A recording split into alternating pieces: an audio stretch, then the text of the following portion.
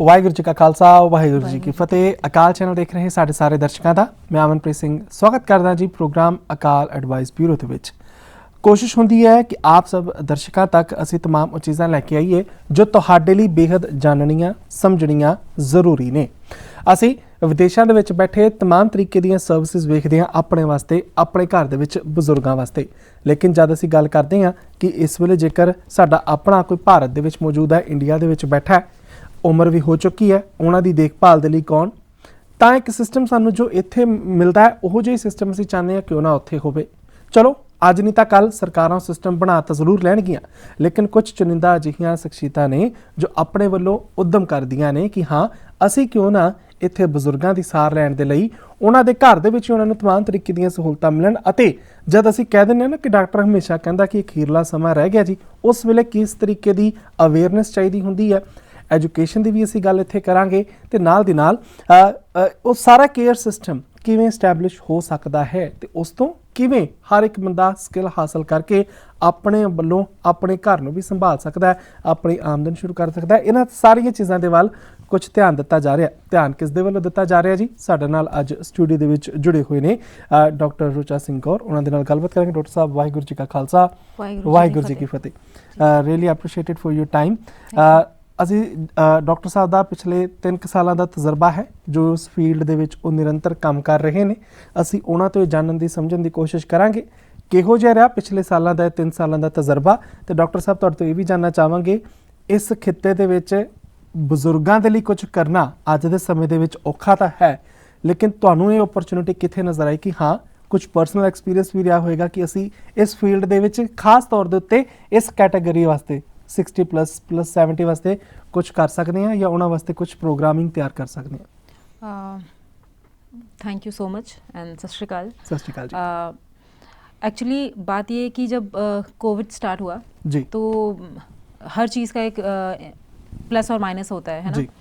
तो कोविड के ड्यूरेशन पे मेरे हस्बैंड जो हैं वो क्रिटिकल केयर मैनेज करते हैं जी। तो उस टाइम पे हमने देखा कि क्योंकि यंग पॉपुलेशन पंजाब से हमारे काफ़ी आउट ऑफ इंडिया है, मतलब बाहर जॉब करते हैं, काम करते हैं, सेटल्ड हैं, तो उनके जो पेरेंट्स हैं, जो एल्डर्स हैं, वो पंजाब में रहते हैं। तो बहुत सारे ऐसे पेशेंट थे, बहुत सारे हमारे ऐसे फ्रेंड्स थे जिन्होंने हमें कॉल किया कि हमारे पिताजी को ये प्रॉब्लम है, हमारे माताजी को ये प्रॉब्लम है, आप उन्हें हॉस्पिटल ले जाएं। और ऑब्वियसली जो हेल्थ सिस्टम है वो इस चीज़ के लिए प्रिपेयर नहीं था, तो ऑक्सीजन्स नहीं थे या आईसीयू सेंटर्स नहीं थे, राइट। तो उसमें इन बिटवीन ये भी है कि आप रेफरल पेशेंट लाएं, कहीं एम्बुलेंस नहीं मिल रही है। तो बहुत बार ऐसा देखा गया कि हम अच्छे से उनकी केयर नहीं कर पाए और जो बच्चे जो बाहर थे वो इमोशनली बहुत उन्हें टॉर्चर फील हुआ। तो ये तो बात है कोविड की, बट उसके अलावा भी मैं आपको ये बताना चाहूँगी कि जो आप बात कर रहे हैं बुजुर्ग की, ये सिर्फ पंजाब में नहीं है जी। हम अपने इंडिया का डेटा WHO के थ्रू देखते हैं तो वो भी ये कहते हैं कि 2050 में हम 24 करोड़ लोग 60 प्लस हो जाएंगे, क्योंकि ऑब्वियसली एक नेशन है जो सबसे ज़्यादा यंगर पॉपुलेशन रखता है अभी एट प्रेजेंट भी। एंड हम काफ़ी टाइम से यही बात कर रहे हैं, we are very young nation, we are very young nation. तो ऑब्वियसली वो यंग जो नेशन है वो कहीं ना कहीं तो ओल्ड होना है ना। बट पंजाब का इशू ये है कि उस स्टेट ने ऑलरेडी बहुत ज़्यादा यंग पॉपुलेशन को आउट ऑफ इंडिया भेज दिया हुआ है ना। इस रीज़न से हमारे पास में एल्डर्स ज़्यादा हैं। उसके साथ साथ आप बात कर रहे हैं कि सिर्फ हम जीरियाटिक की बात नहीं कर रहे हैं, पैलिएटिव की भी बात कर रहे हैं। Palliative end of the life care को बेसिकली कहते हैं, उसमें और भी बहुत सारे सेक्शंस आते हैं। बट हम सरप्राइज हैं इस बात को भी जान करके कि हमारे पंजाब से एक ट्रेन चलती है टाटा मेमोरियल जी। ऐसे और किसी स्टेट में नहीं है कि एक स्पेसिफिक ट्रेन आपको कैंसर पेशेंट के लिए चलानी पड़ रही है जो बठिंडा से लेकर के टाटा मेमोरियल मुंबई जाती है। तो आप ये ध्यान देखें कि कितने ज़्यादा कैंसर पेशेंट हमारे स्टेट में होंगे कि गवर्नमेंट को ट्रेन चलानी पड़ी। तो आई गेस की गवर्नमेंट को प्रॉब्लम रिजॉल्विंग मोड पे होना चाहिए था। लेट्स सी, आई मीन वो they are trying their best, but still हमारे पास में पैलिएटिव बेसिकली जिन लोगों की लाइफ सिर्फ 6 मंथ या विद इन बची होती है, तो डॉक्टर्स कहते हैं कि आप अपने घर में सेवा करें जाके, अपने बुजुर्गों की, अपने पेशेंट की केयर करें जाके, उनको पैलिएटिव में कंसीडर करते हैं। तो anyways we are damage state in that sense. Okay, personally तो हमने काफ़ी उस टाइम पे कोविड के टाइम पे सफ़र किया जी। And then we have realized कि ये एक सेक्टर है जो अनटच्ड है और हमें इस पे काम करना चाहिए, क्योंकि जो बच्चे हैं, डेमोक्रेटिकल फ्रेमवर्क है हमारे स्टेट, हमारे कंट्री में, तो हम किसी को जाने से रोक नहीं सकते हैं। कहाँ मतलब कौन ਅਸੀਂ ਕਹਿ ਸਕਦੇ ਹਾਂ ਕਿ ਕੋਵਿਡ ਦੇ ਸਮੇਂ ਦੇ ਵਿੱਚ ਇਹ ਸਾਰੀਆਂ ਚੀਜ਼ਾਂ ਤੁਸੀਂ ਆਪ ਫੇਸ ਕੀਤੀਆਂ, ਲੋਕਾਂ ਨੂੰ ਫੇਸ ਹੁੰਦੇ ਹੋਏ ਵੇਖੀਆਂ, ਤੇ ਤੁਹਾਨੂੰ ਇਹ ਪੈਲੀਏਟਿਵ ਕੇਅਰ ਦਾ ਇੱਕ ਕੈਰੀਏ ਮਨ ਦੇ ਵਿੱਚ ਖਿਆਲ ਆਇਆ ਕਿ ਇਸ ਤਰੀਕੇ ਇਸ ਚੀਜ਼ ਨੂੰ ਵੀ ਵਧਾਵਾ ਦਿੱਤਾ ਜਾ ਸਕਦਾ।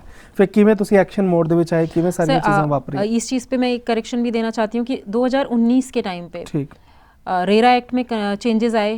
रेरा एक्ट मतलब जो कंस्ट्रक्शन फील्ड के लोग हैं उनके लिए एक एक्ट है, तो जिसमें जो बिल्डर्स हैं बिल्डिंग बनाते हैं, तो उसमें गवर्नमेंट ने कहा कि आपको बाकी बिल्डिंग के कैंपस के अंदर एक बिल्डिंग ओल्ड लोगों के लिए बनानी चाहिए, उनके हिसाब से चढ़ना उतरना, राइट, पानी या जो पेशेंट हैं उनका किचन छोटा हो, ये सब बनाना चाहिए। तो 2019 पे गवर्नमेंट काम कर रही है, हमारे स्टेट गवर्नमेंट जो है या सेंटर गवर्नमेंट है। उसके साथ साथ 2019 में ही पैलियम इंडिया ने पैलेटिव पॉलिसी एक स्टेट में डेवलप की, केरला में। उसके बाद अभी इंडिया में 4 स्टेट ऐसे हैं जहाँ पे पैलेटिव पॉलिसी ऑलरेडी है। ठीक, राइट। तो सिर्फ ये नहीं है कि हमें सिर्फ कोविड में ही रियलाइजेशन हुआ, क्योंकि उस टाइम पे पेशेंट फ्लो ज़्यादा हो गया और हमारे ही अपनों के फ़ोन आ रहे हैं। इवन हमारे घरों में भी ऐसा हुआ कि मेरे मतलब हमारी दादी हैं, उनको मुझे एडमिट करना था, and I was just delivered baby that time. तो मुझे खुद उनको कार में लेके जाना पड़ा, मुझे एम्बुलेंस नहीं मिली, हमारी होल फैमिली मेडिकल की है। फिर मैं उनको लेके हॉस्पिटल में मैंने उनको छोड़ा। तो हाँ, और रेफरेंस इतने रिक्वायर्ड थे, तो मैं समझ सकती हूँ कि अगर हम 100% मेडिकल फैमिली से बिलोंग कर रहे हैं, तब हमारे यहाँ पर ये है कि हमें रेफरेंस की रिक्वायरमेंट है। तो फिर जो लोग मेडिकल से नहीं बिलोंग करते हैं, उनकी हालत सच में बहुत ख़राब रही हुई होगी। तो इसलिए हमने सोचा कि हम इस विषय पे काम करें। भगवान ने हमें अच्छा खासा सब कुछ दिया है, so let's see we can try something good for the society, है ना जी। जिस तरीके ਦੇ ਨਾਲ ਇਹ ਸਾਰੀਆਂ ਚੀਜ਼ਾਂ ਸਾਹਮਣੇ ਆਈਆਂ, ਇਸ ਸਾਰੀਆਂ ਚੀਜ਼ਾਂ ਨੂੰ ਹੁਣ ਲੋਕਾਂ ਤੱਕ ਅਵੇਅਰਨੈਸ ਤੱਕ ਲੋਕਾਂ ਨੂੰ ਅਵੇਅਰ ਕਰਨ ਦੇ ਲਈ ਕਿ ਹਾਂ, ਜ਼ਰੂਰੀ ਨਹੀਂ ਹੈ ਕਿ ਲੋੜ ਪੈਣ ਦੇ ਉੱਤੇ ਹੀ ਅਸੀਂ ਕਿਸੇ ਦੀ ਮਦਦ ਲਾਂਗੇ, ਸਾਨੂੰ ਪਹਿਲਾਂ ਤੋਂ ਪ੍ਰਿਪੇਅਰ ਹੋਣਾ ਚਾਹੀਦਾ ਹੈ। ਕਿਸੇ ਦੇ ਲਈ ਅਖੀਰਲੇ 6 ਮਹੀਨਿਆਂ ਦੇ ਵਿੱਚ, ਕਿਉਂਕਿ ਅਸੀਂ ਪ੍ਰੋਗਰਾਮ ਦੀ ਸ਼ੁਰੂਆਤ ਤੋਂ ਪਹਿਲਾਂ ਜਿਵੇਂ ਗੱਲ ਕਰ ਰਹੇ ਸੀ ਕਿ ਹਰ ਕਿਸੇ ਦੇ ਮਨ ਦੇ ਵਿੱਚ ਇੱਕ ਪੀੜ ਰਹਿ ਜਾਂਦੀ ਹੈ ਕਿ ਹਾਂ, ਮੈਂ ਉਸ ਵੇਲੇ ਉਸ ਥਾਂ ਤੇ ਮੌਜੂਦ ਨਹੀਂ ਸੀ, ਕੁਝ ਕਰ ਨਹੀਂ ਸਕਿਆ। ਇਹਨਾਂ ਸਾਰੀਆਂ ਚੀਜ਼ਾਂ ਨੂੰ ਹੁਣ ਤੁਸੀਂ ਕਿਵੇਂ ਫਿਲਟਰ ਕਰ ਰਹੇ ਹੋ, ਕਿਵੇਂ ਤੁਹਾਡੇ ਇਹ ਕਹਿ ਰਹੀ ਪ੍ਰੋਗਰਾਮਸ ਤਿਆਰ ਹੋ ਰਹੇ ਨੇ, ਅਵੇਅਰਨੈਸ ਲਿਆਉਣ ਦੇ ਲਈ ਕੀ ਤੁਸੀਂ ਤਿਆਰੀ ਕੀਤੀ ਹੈ? सर देखो, कोई भी सेक्शन होता है तो सबसे इम्पॉर्टेंट चीज़ होती है कि अवेयरनेस हो, क्योंकि बहुत सारे लोगों को पता ही नहीं है। सबको लगता है कि सभी तो ओल्ड होते ही हैं, बट ऐसा नहीं है। सभी ओल्ड होते हैं, गरीब और अमीर सभी ओल्ड होते हैं। बट हम कहते हैं ना कि भगवान हमें ऐसी मौत दे कि हम सोए हों और कोई कार्डियक अरेस्ट आ जाए और हम पीसफुली चले जाएं। वाहिगुरु जी इतनी मेहर करे कि हम कहीं सड़क पे ना, या हम कहीं प्रोलॉन्ग डेथ, मतलब बीमारी में ना हमारी डेथ हो, क्योंकि फैमिली का बर्डन पड़ेगा, फाइनेंशियली भी आप, है ना, और आप इमोशनल भी डैमेज होगे। और एक सर्टेन टाइम के बाद हम ही बोलने लगते हैं कि भगवान जी, इनका पेन नहीं देखा जा रहा, आप इस पेशेंट को ले लें, मतलब चाहे वो हमारे फादर हो या मदर हो, हम ऐसा बोलने लगते हैं, यू नो, हम उस सिचुएशन में चले जाते हैं। तो ऑब्वियसली मतलब हम इसके लिए कैसे प्रिपरेशन कर रहे हैं, पहले तो हम अवेयरनेस, तो मैं कैंप्स लगा रही हूँ स्कूलों में, कॉलेजेस में, क्योंकि कम्युनिटी डेवलप करना बहुत इंपॉर्टेंट है। वो बच्चे ही थोड़े बड़े होकर के उस टाइम पे यंग होंगे जिस टाइम पे हम ओल्ड होंगे। उनको पता होना चाहिए कि जीरियाट्रिक और पैलेटिव केयर क्या है। उनको पता होना चाहिए कि nuclear families are there, but still उनके दादी दादा नानी नाना कितने इंपॉर्टेंट हैं, उनके पेरेंट्स उनकी लाइफ में कितने इंपॉर्टेंट हैं, राइट। वो इमोशनल जो गैप है वो ना क्रिएट हो, राइट। अपने वो डिसीजन लें, but they should involve with their parents life as well. तो एक ये चीज़ तो है इम्पॉर्टेंट कि उनसे कनेक्टिविटी रहे, तो हम अवेयरनेस कर रहे हैं। उसके साथ साथ में हम कैंप्स वगैरह है मेडिकल, तो उसके बाद है एजुकेशन। एजुकेशन के लिए मैंने एक प्रॉपर प्लानिंग जो की हुई है। गवर्नमेंट ऑफ इंडिया ने भी इस पे स्किल इंडिया में एक छोटे छोटे से प्रोग्राम्स बनाए हैं, जिसमें आप किसी को स्किल बेस्ड नॉलेज दे करके 2 महीने 6 महीने 3 महीने के लोगों को इस लायक बना सकते हैं कि वो होम केयर कर पाएँ और 30 से 35 हज़ार रुपये कमा सकते हैं। तो हमने अपने अमृत केयर गिवर्स के अंडर भी ऐसा किया है कि पैलियम इंडिया से मैं अभी डॉक्टर राजा गोपाल से भी मिली थी, and he state in Trivandrum in India. तो लास्ट वीक मैंने उनको विज़िट किया था, तो उनसे कुछ मैंने आइडियाज़ लिए हैं, कुछ मैंने जो गवर्नमेंट ऑफ इंडिया के स्किल इंडिया के कुछ प्रोग्राम्स हैं उनसे मैंने लिया, और मैंने केयर गिवर क्वींस एक प्रोजेक्ट है जो लॉन्च किया है अमृत केयर गिवर्स के अंदर, जिसमें क्योंकि मुझे लगता है कि अपने सिविलाइजेशन के बिगनिंग से आज तक जो विमेंस हैं वो एक अच्छा केयर गिवर रोल प्ले कर रही हैं। ड्यू टू द रीज़न कि भगवान ने उनको वो जो उनका हार्ट है, जो इमोशन है ना, वो थोड़ा स्ट्रॉन्गर बनाया है आदमियों से, जितना मुझे लगता है। तो वो केयर्स जो है वो थोड़ा इमोशंस के साथ देते हैं जी, है ना। और हर एक इंसान जो बीमार है उसको सिर्फ दवाई नहीं चाहिए होती है, दवाई के साथ साथ उसे जो साइकोलॉजिकल सेटिस्फेक्शन है वो भी चाहिए होता है। तो और एक मेल चाइल्ड उतना साइकोलॉजिकल या इतने इमोशनल टॉक नहीं कर सकता है। तो इसीलिए मैंने चाहती हूँ कि हर औरत, चाहे वो फाइनेंशियली डिपेंडेंट हो या इंडिपेंडेंट हो, मतलब मैं बात कर रही हूँ कि वर्किंग तो सभी हैं, मतलब housewife is also extremely working, right. But अगर वो फाइनेंशियली इंडिपेंडेंट हैं या नहीं है, दोनों केस में उनको पता होना चाहिए कि वो अपने घर में जो केयर गिवर दे रही हैं, लाइक डे 1 वो अपने बच्चे को क्या फूड दे रहे हैं, उससे उस बच्चे का डायबिटिक इंक्रीज होगा या नहीं होगा, क्या बीपी शुगर होगा कि नहीं, मतलब खाना जो पका रही है फीमेल वो कैसा खाना दे रही है, हेल्दी है या अनहेल्दी है। रोज आप कोल्ड ड्रिंक्स तो नहीं पिला रहे हो अपने बच्चे को, जूसेस आप बॉक्सेस के तो नहीं दे रहे हो। हम वो एक अवेयर करना, एजुकेशन देना। उसके साथ साथ में आपके यहाँ पे चाहे एल्डरली केयर है, बेड सोर ना हो, क्योंकि एक पेशेंट को बेड सोर होना बहुत प्रॉब्लमेटिक चीज़ है। तो किस तरीके से आप उनको केयर करें, अगर हो गया है बेड सोर तो कैसे केयर करें, कोई बर्न पेशेंट है उसको कैसे केयर करें, बिकॉज आप प्रोलॉन्ग पेशेंट को हॉस्पिटल नहीं रख सकते हैं। हॉस्पिटल्स में आपने देखा है मिनिमम से 5,000 से 30,000 तक रूम के चार्जेस लगते हैं, डिपेंड ऑन द हॉस्पिटल का एटमॉस्फेयर या क्या ब्रांड है। इतना पैसा आप नहीं लगा सकते हैं। अगर हम बात करते हैं कि सिविल हॉस्पिटल्स में भी आप अपना पेशेंट डालते हैं, राइट, तो आप ये देखिए कि कोई ना कोई एक अटेंडेंट जो अपना जॉब छोड़ के परमानेंट वहाँ रहेगा, अपना वो घर का कोई काम छोड़ेगा, रिलेटिव्स आते हैं मिलने, उनको भी चाय कॉफ़ी पूछेगा, यू नो। तो इन ऑल द सिनेरियो अगर उस फीमेल को जो घर का केयर कर रही है, दे रही है, या वो किसी सर्वेंट को रख के करवा रही है, दैट वो सर्वेंट भी फीमेल है, उसे पता हो कि बीपी कैसे चेक करना है, शुगर कैसे चेक करना है, बीटाडीन से वूंड कैसे क्लीन करना है, कैसे हीलिंग करनी है, किस तरीके से कफ कोल्ड को नॉर्मलाइज करना है, बहुत छोटी छोटी चीज़ें हैं। अगर वो फीमेल अंडरस्टूड कर जाएगी तो मुझे लगता है कि बहुत सारी प्रॉब्लम ही सॉल्व हो जानी है। आप सोचें ना, एक रिक्शे वाला है और अगर उसको कोई पेशेंट लेके आना है और डॉक्टर ने कहा है कि उसको शुगर मॉनिटर करनी 3 बार की, नहीं आता है चेकअप करना, तो मैं आपसे बोलती हूँ कि पाजी फंडिंग दे दो जी, तो मैं ग्लूकोमीटर बाय तो कर लूँगी, बट उसे आता ही नहीं है, so I have to go, either the person has to come. तो वो रिक्शा वाला अपना जॉब छोड़ के, रिक्शा पुलिंग छोड़ के, और अपने पेशेंट को लेके आ रहा है हॉस्पिटल, खर्च कर रहा है और कमा भी नहीं रहा है, कितना टाइम तक वो करेगा? बिल्कुल नहीं कर सकता ना। सो हम उसे उन फीमेल्स को ट्रेनिंग दे देते हैं ताकि एक, अगर वो जॉब करना चाहते हैं as a care giver, home care giving देना चाहते हैं वो, तो they can earn money by that, care भी कर रहे हैं, गॉड का उनको ब्लेसिंग्स भी मिल रहा है ना, फैमिलीज़ की ब्लेसिंग्स मिल रही हैं, एक ये भी एस्पेक्ट है। और दूसरा ये कि आप अपने घर में अगर आप कहीं जॉब नहीं कर रहे हैं तो भी अपने पेशेंट की अच्छी केयर कर सकते हैं, यू नो। और अपने हम, मुझे लगता है कि जिस तरीके से हमें पता है कि एक चीज़ होती है ना, dying with dignity, you know, you can not see your father laying down on bed और आपने एक सर्वेंट रखा है जो फ़ोन पे लगा हुआ है, या फिर राइट, और उन्होंने डाइपर पे उन्होंने स्टूल पास कर दिया है और वो ड्राई हो गया हो, आपको क्या लगेगा कि यार मैंने पैसे भी फूके, मैंने सर्वेंट भी रखा और फिर भी मेरे फादर साहब, यू नो, एक आर्मी पर्सन है, एक नर्सिंग स्टाफ है, एक आप मतलब आप एक टीवी चैनल में एक रिपोर्टर या एक एंकर हैं, एक प्राउड मोमेंट से आप जी रहे हैं, but end of the life आपका केयर कैसा है, राइट। तो इम्पॉर्टेंट इज आपकी जो पेनलेस डेथ हो, आप जो इमोशंस कैरी कर रहे हो वो इस लाइफ में यहीं तक रहें, आप फर्दर ना कैरी करें, you know, there are so many aspects in palliative care. ਇੱਥੇ ਅਸੀਂ ਆਪਣੇ ਦਰਸ਼ਕਾਂ ਨੂੰ ਥੋੜਾ ਜਿਹਾ ਹੋਰ ਕਲੀਅਰ ਕਰ ਦੇਣਾ ਚਾਹੁੰਦੇ ਆ। ਸੁਭਾਵਕ ਤੌਰ ਦੇ ਉੱਤੇ ਤੁਸੀਂ ਯੂਕੇ ਯੂਰਪ ਦੇ ਵਿੱਚ ਵਸਦੇ ਹੋ, ਇੱਥੇ ਤੁਸੀਂ ਜਿਸ ਤਰੀਕੇ ਦੀ ਹੋਮ ਕੇਅਰ ਸਰਵਿਸਿਜ਼ ਦੇਖਦੇ ਹੋ ਕਿ ਹਾਂ ਬਕਾਇਦਾ ਇੱਕ ਹੋਮ ਕੇਅਰ ਬਣੇ ਨੇ ਜਿੱਥੇ ਬਜ਼ੁਰਗ ਜਾ ਕੇ ਇੱਕ ਸਮੇਂ ਦੇ ਵਿੱਚ ਰਹਿੰਦੇ ਨੇ ਜਾਂ ਪਰਿਵਾਰਾਂ ਦੀ ਸਹਿਮਤੀ ਦੇ ਨਾਲ ਜਾਂ ਆਪਣੀ ਮਰਜ਼ੀ ਦੇ ਨਾਲ, ਤਾਂ ਕੁਝ ਉਹੋ ਜਿਹੀ ਸਹੂਲਤਾਂ ਕਿਸ ਤਰੀਕੇ ਦੇ ਨਾਲ ਘਰ ਘਰ ਤੱਕ ਪਹੁੰਚਾਈਆਂ ਜਾ ਸਕਦੀਆਂ ਨੇ। ਪਿੱਛੇ ਸਾਡੇ ਆਪਣੇ ਪੰਜਾਬ ਦੇ ਵਿੱਚ ਜੋ ਬੱਚੇ ਬਾਹਰ ਵਾਸਤੇ ਨੇ, ਉਹਨਾਂ ਦੇ ਮਾਪੇ ਭਾਵੇਂ 6 ਮਹੀਨੇ ਦੇ ਲਈ ਇੰਡੀਆ ਹੋਣ, ਭਾਵੇਂ 3 ਮਹੀਨੇ ਦੇ ਲਈ ਇੰਡੀਆ ਹੋਣ, ਅਖੀਰਲੇ ਸਮੇਂ ਦੇ ਵਿੱਚ ਉਹਨਾਂ ਨੂੰ ਜੇਕਰ ਜ਼ਰੂਰਤ ਹੋਵੇ ਕੌਣ ਉਹਨਾਂ ਦੇ ਨਾਲ ਰਹੇਗਾ, ਤੇ ਉਹ ਬੰਦਾ ਟ੍ਰੇਨਡ ਹੋਏ, ਉਹਨਾਂ ਨੇ ਟ੍ਰੇਨਿੰਗ ਪੂਰੇ ਤਰੀਕੇ ਨਾਲ ਹਾਸਲ ਕੀਤੀ ਹੋਵੇ, ਉਸੇ ਪ੍ਰੋਗਰਾਮ ਦੇ ਉੱਤੇ ਇੱਕ ਤਰੀਕੇ ਨਾਲ ਕੈਰੀ ਡਾਕਟਰ ਰੂਚਾ ਕੰਮ ਕਰ ਰਹੇ ਨੇ। ਤਾਂ ਅਵੇਅਰਨੈਸ ਜਿੱਥੇ ਜ਼ਰੂਰੀ ਹੈ ਉੱਥੇ ਅਸੀਂ ਆਪਣੀ ਜ਼ਿੰਮੇਵਾਰੀ ਨਿਭਾ ਰਹੇ ਹਾਂ, ਐਜੂਕੇਸ਼ਨ ਜਿਸ ਤਰੀਕੇ ਦੇ ਨਾਲ ਉੱਥੇ ਜ਼ਰੂਰੀ ਹੈ ਉਹਦੇ ਲਈ ਇਹਨਾਂ ਨੇ ਟ੍ਰੇਨਿੰਗ ਪ੍ਰੋਗਰਾਮ ਰੱਖੇ ਹੋਏ ਨੇ, ਤੇ ਹਾਂ ਉਸ ਟ੍ਰੇਨਿੰਗ ਪ੍ਰੋਗਰਾਮ ਦੇ ਨਾਲ ਜਦ ਸਕਿੱਲ ਜੁੜੇਗਾ ਤੇ ਗਾਂ ਅਸੀਂ ਕਹਿ ਲਈਏ ਰੁਜ਼ਗਾਰ ਵੀ ਪੈਦਾ ਹੋਏਗਾ, ਰੁਜ਼ਗਾਰ ਪੈਦਾ ਹੋਏਗਾ ਤੇ ਆਮ ਲੋਕ ਉੱਥੇ ਸੋਹਣੇ ਤਰੀਕੇ ਦੇ ਨਾਲ ਆਪਣੀ ਕਮਾਈ ਕਰਕੇ ਖਰਚ ਵੀ ਸਕਣਗੇ। ਲੇਕਿਨ ਹਾਂ, ਦੂਜੇ ਪਾਸੇ ਇਹ ਵੀ ਹੈ ਕਿ ਤੁਹਾਡੇ ਮਨਾਂ ਨੂੰ ਵੀ ਸ਼ਾਂਤੀ ਰਹੇਗੀ ਕਿ ਹਾਂ, ਉੱਥੇ ਕੋਈ ਅਜਿਹਾ ਹੈ ਜੋ ਟ੍ਰੇਨਡ ਹੈ, ਜਿਹਦੇ ਹੱਥ ਦੇ ਵਿੱਚ ਹੁਨਰ ਹੈ, ਜਿਹਨੂੰ ਪਤਾ ਹੈ ਕਿਹੜੀ ਔਖੀ ਘੜੀ ਦੇ ਵਿੱਚ ਕਿਸ ਤਰੀਕੇ ਦੇ ਨਾਲ ਬਜ਼ੁਰਗਾਂ ਨੂੰ ਟੇਕ ਕੇਅਰ ਦੀ ਜ਼ਰੂਰਤ ਹੈ।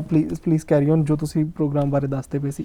हाँ जी, तो मैं ये कह रही थी कि हम जैसे एजुकेशन ट्रेनिंग प्रोग्राम्स वगैरह हम उसमें हमने इन्वॉल्व किया है। उसके साथ साथ हम होम केयर सर्विस है, अगर ट्रेनिंग थोड़ा सा टाइम लगता है हर जगह रीच एंड एक्सेस करने की, सो हम ट्रेनिंग प्रोग्राम के साथ साथ में होम केयर वगैरह भी प्रोवाइड करते हैं कि अगर किसी भी पर्सन को इन हाउस कोई नर्सिंग स्टाफ चाहिए, सो देयर आर 2 सेक्शंस। मतलब एक ऑब्वियसली फैमिली मेम्बर तो होना इंपॉर्टेंट है, बट बहुत सारी फैमिलीज से मैंने यहाँ पे भी बात की है और वहाँ इंडिया में भी कि काफ़ी बुजुर्ग लोग हैं और उनके घर में कोई यंग पर्सन नहीं है, तो सुबह उठ के दे आर टॉकिंग अबाउट कि फास्टिंग शुगर करानी है और इवनिंग तक उनको अपने गोडे दिखाने हैं, बैक दिखाना है या आई के डॉक्टर को दिखाना है, यू नो। तो अगर हम उनको एक केयर गिवर अपनी तरफ से प्रोवाइड कर देंगे, अपने हॉस्पिटल की तरफ से, बिकॉज हम एक हॉस्पिटल भी अपना रन करते हैं यूनिटी क्रिटिकल केयर के नाम से, तो जो जलंधर में ही है, तो हम वहाँ से अपनी नर्सिंग स्टाफ या हम अपना एक एमओ भेज करके उनको ये सारी सर्विसेज भी प्रोवाइड करते हैं। So that is our earning venture obviously, है ना, क्योंकि हम प्रोलॉन्ग्ड अगर हमने सर्विस करनी है, बिकॉज हमने जो अमृत केयर गिवर स्टार्ट किया है वो एक NGO बेस है, तो हम हॉस्पिटल की तरफ से वो सर्विसेज प्रोवाइड करते हैं जी। तो अगर किसी भी पर्सन को लगता है कि उनको इमीडिएट सर्विस चाहिए, बिकॉज आप UK से फ्लाई करके 8-9 आवर्स में अगर पहुंचते हैं Amritsar and then later on अपने घर पहुंचते हैं, तो इट टेक्स टाइम, तो तब तक के लिए आप हमें कांटेक्ट कर सकते हैं कि हम या हमारे जैसे काफ़ी लोग हैं जो इस फील्ड में काम कर रहे हैं। We are not the only one, because obviously बहुत लोगों को शायद ये आइडिया है मेडिकल फील्ड के कि पैलिएटिव और जीरियाट्रिक एक ऐसी इंडस्ट्री डेवलप्ड हो रही है। अगर आप अर्निंग वेंचर की बात करते हैं कि मतलब sorry to say but still there are people जो इस बारे में भी सोच रहे हैं कि आप इसे proper fully fledged business develop कर सकते हैं। दूसरी चीज़, सबको ये पता है जो मार्केटिंग जो इसमें मेडिकल में है कि एक जो हम बात कर रहे थे कि जीरियाट्रिक इतनी पॉपुलेशन ओल्ड होने वाली है, यू नो, तो उनको पता है कि डिमांड क्या है जी, यू नो। तो फॉर दैट रीज़न हम ये ट्राई कर रहे हैं कि हम एक तो इन हाउस ही सब लोगों को ट्रेन कर दें सो दैट ये प्रॉब्लम ना आए। कोविड में हम प्रिपेयर्ड नहीं थे मेंटली, दिस इज़ वाई हमने इतना प्रॉब्लम झेला, जबकि आपको पता है कि इंडिया की इतनी पॉपुलेशन है कि कोविड से ज़्यादा डेथ रोड एक्सीडेंट्स में हुई है, यू नो। तो इन दैट केस अगर हम प्रिपेयर्ड होंगे मेंटली कि हम 2050 के लिए प्रिपेयर्ड हैं या मुझसे पहले के लिए प्रिपेयर्ड हैं, हम घर में हमने ट्रेनिंग्स दी हैं, हम एल्डरली केयर कर सकते हैं। तो जो जापान की सिचुएशन है, जो जनवरी में न्यूज़ आई कि गवर्नमेंट ऑफ जापान ने एक न्यू रूल बनाया कि जिनके भी पेरेंट्स 60+ हैं they have to come back to Japan, and बच्चे वापस जापान में गए और उन्होंने अपने पेरेंट्स को सुसाइड अटेम्प्ट करने के लिए फोर्स किया या सच में उनको किलिंग की, और उसके बाद में वो गिल्ट में आकर के खुद सुसाइड अटेम्प्ट किया। यू नो, बहुत बड़ा सेंटेंस मैं बोल रही हूँ कि आप देखें कि ह्यूमैनिटी किसी भी बच्चे के लिए अपने पेरेंट्स के बारे में ऐसा सोचना, किसी भी एज ग्रुप में आप हों, आपको वो चाहिए होते हैं, यू नो, बट आप ऐसी सिचुएशन में ट्रैप्ड हो गए कि आपको ये करना पड़ा। सो आई फील कि ऐसा ना हो, उसके लिए अगर हम कोविड के लिए प्रिपेयर नहीं थे, बट हम इस पैंडेमिक के लिए प्रिपेयर हो सकते हैं। दूसरा पैंडेमिक जो already WHO has declared for India is आप डायबिटिक के साथ साथ मेंटल हेल्थ है। पैलिएटिव केयर में मैं आपसे जैसे बता रही थी, पैलिएटिव इज नॉट ओनली कि आप सिर्फ पेशेंट केयर कर, बट पेशेंट के साथ क्या चल रहा है, अटेंडेंट क्या कर रहे हैं, क्योंकि अटेंडेंट जो बाहर बैठ के ना बेचारे ने नहाया होता है ना खाया होता है, उसके रिलेटिव्स भी आते हैं, उनको भी चाय पानी पूछता है, वो पैसे भी अरेंज करता है, फिर भी उसे ये नहीं श्योरिटी है कि पेशेंट उनका बचना है कि नहीं बचना है। तो हम जो केयर गिवर्स हैं उनकी मेंटल हेल्थ पे भी ध्यान देना है। मैंने जैसे आपसे बात की कि हमने एक हैप्पीनेस किट डेवलप करनी है, मतलब कोई भी पर्सन है, अब अगर मेरे को कैंसर होता है और अगर मैं अपनी फैमिली में ये इन्फॉर्मेशन ना देना चाहूँ क्योंकि मुझे लगेगा कि फैमिली डिस्टर्ब हो जाएगी, बट मेरे जाने के बाद फैमिली इस ग्रेजेस में ज़रूर रहेगी कि काश बता दिया होता और हम काश उनसे बात कर पाते किसी बारे में, कहीं अच्छा टाइम स्पेंड कर पाते, you know. So there are so many aspects कि आफ्टर डेथ भी किसी की फैमिली में इस तरीके के ग्रजेस ना रहें, अच्छे या बुरे। मतलब ऑब्वियसली अब आप देखें जो यहाँ की पॉपुलेशन है उसके लिए तो एक ये मेजर क्वेश्चन रहता है, चीज़ रहती है कि काश ऐसा होता कि हम अपने पेरेंट्स के एंड मोमेंट में वहाँ साथ होते। और बहुत सारे ऐसे बच्चे हैं जो ताउम्र इस मोड में रहते हैं, राइट, कि हमारी दादी साहब के साथ में शायद हम होते, हम अपने फादर के साथ में होते अगर उनकी जब डेथ हुई है, एंड मोमेंट था, they try, but if they can not, आप क्या कर सकते हैं जी, है ना। तो उस टाइम पे जो केयर गिवर्स वहाँ पर हैं, जो ट्रेंड हैं, एटलीस्ट एक तसल्ली तो है कि वो एक पेनलेस उनकी डेथ हुई है, एक क्लीन एनवायरनमेंट में रहे हैं, उनके हर तरीके के इमोशनल एस्पेक्ट को देखा गया है जी, राइट।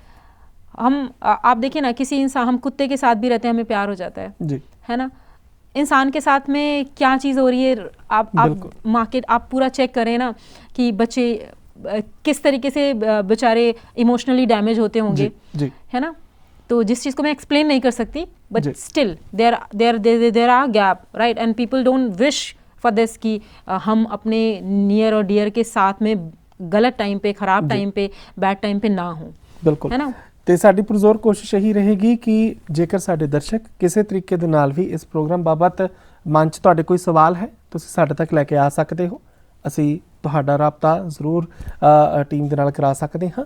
ਸਾਡੀ ਪੁਰਜ਼ੋਰ ਇਹੀ ਅਵੇਅਰਨੈਸ ਨੂੰ ਲੈ ਕੇ ਜੋ ਗੱਲਬਾਤ ਇੱਥੇ ਡਾਕਟਰ ਸਾਹਿਬ ਨੇ ਕੀਤੀ ਹੈ, ਐਜੂਕੇਸ਼ਨ ਨੂੰ ਲੈ ਕੇ, ਸਕਿੱਲ ਨੂੰ ਲੈ ਕੇ ਜੋ ਡਾਕਟਰ ਸਾਹਿਬ ਨੇ ਗੱਲਬਾਤ ਕੀਤੀ ਹੈ, ਹਾਂ ਇਹ ਸਾਰੀ ਚੀਜ਼ਾਂ ਇੱਕ ਦੇ ਨਾਲ ਇੱਕ ਜੁੜੀਆਂ ਹੁੰਦੀਆਂ ਨੇ, ਲੇਕਿਨ ਅਖੀਰ ਦੇ ਵਿੱਚ ਮਕਸਦ ਇਹੀ ਹੈ ਕਿ ਕਿਸੇ ਦੇ ਜੀਵਨ ਦੇ ਅਖੀਰਲੇ ਪਲਾਂ ਦੇ ਵਿੱਚ ਉਹਨੂੰ ਕੇਅਰ ਉਸ ਮੁਤਾਬਕ ਮਿਲੇ ਜਿਸ ਮੁਤਾਬਕ ਉਹ ਡਿਜ਼ਰਵ ਕਰਦਾ ਹੈ, ਜਿਸ ਮੁਤਾਬਕ ਉਹਦੀ ਫੈਮਿਲੀ ਚਾਹੁੰਦੀ ਹੈ। ਤੇ ਇਹਨਾਂ ਸਾਰੀਆਂ ਚੀਜ਼ਾਂ ਦੇ ਵੱਲ ਡਾਕਟਰ ਸਾਹਿਬ ਨੇ ਰੋਸ਼ਨੀ ਪਾਈ ਹੈ। ਹਾਂ ਵਿਦੇਸ਼ਾਂ ਦੇ ਵਿੱਚ ਭਾਵੇਂ ਨਾਰਮਲ ਹੋਏ, ਸੁਣਨ ਵਾਲਿਆਂ ਨੇ ਕਹਿਣਾ ਨਵਾਂ ਕੀ ਹੈ, ਲੇਕਿਨ ਜਿੱਥੇ ਇਹਦੀ ਸਭ ਤੋਂ ਜ਼ਿਆਦਾ ਜ਼ਰੂਰਤ ਹੈ ਉਹ ਤੁਹਾਡਾ ਆਪਣਾ ਮੁਲਕ ਹੈ, ਤੁਹਾਡੀ ਆਪਣੀ ਉਹ ਹੋਮ ਕੰਟਰੀ ਹੈ, ਹੋਮ ਟਾਊਨ ਹੈ, ਜਿੱਥੇ ਇਹਦੀ ਆਉਣ ਵਾਲੇ ਸਮੇਂ ਦੇ ਵਿੱਚ ਜ਼ਰੂਰਤ ਪਏਗੀ। ਅਖੀਰਲਾ ਸਾਡੇ 1 ਮਿੰਟ ਹੈਗੇ ਨੇ ਸਾਡੇ ਕੋਲ, ਅਖੀਰ ਦੇ ਵਿੱਚ ਸਾਡੇ ਦਰਸ਼ਕਾਂ ਨੂੰ ਜੋ ਤੁਸੀਂ ਆਪਣੇ ਵੱਲੋਂ ਕੋਈ ਗੱਲ कहनी चाहो या कोई मैं सच में बताऊं, मैं यही कहना चाहती हूँ कि दर्शकों के साथ में, बट जो हमारी गवर्नमेंट है पंजाब स्टेट, अगर I am working on this कि अगर हम अपने स्टेट में एक पैलेटिव पॉलिसी डेवलप कर सकें, क्योंकि कम्युनिटी का रोल तो होता ही है, बच्चों का रोल है, फैमिली का रोल है, बट इसके साथ साथ अगर हम पंजाब में पैलेटिव पॉलिसी डेवलप कर पाएँ तो शायद बहुत सारी चीज़ें ओके टू गो हो जाएँ, गवर्नमेंट उनको केयर करेगी, बहुत सारी हेल्थ पॉलिसीज़ डेवलप होंगी। हॉस्पिटल्स में जैसे सबको पता है कि आयुष्मान कार्ड चलता है, तो लोगों को पता है और उस तरीके की वो सुविधाएं ले रहे हैं। तो अगर पैलेटिव पॉलिसी डेवलप हो जाएगी तो ऑब्वियसली हर पर्सन को पता होगा, रेडियो में, न्यूज़पेपर में या टेलीविज़न में जो अवेयरनेस मैं जाके कर रही हूँ, मेरी रीच एंड एक्सेस उतनी नहीं हो सकती, यू नो।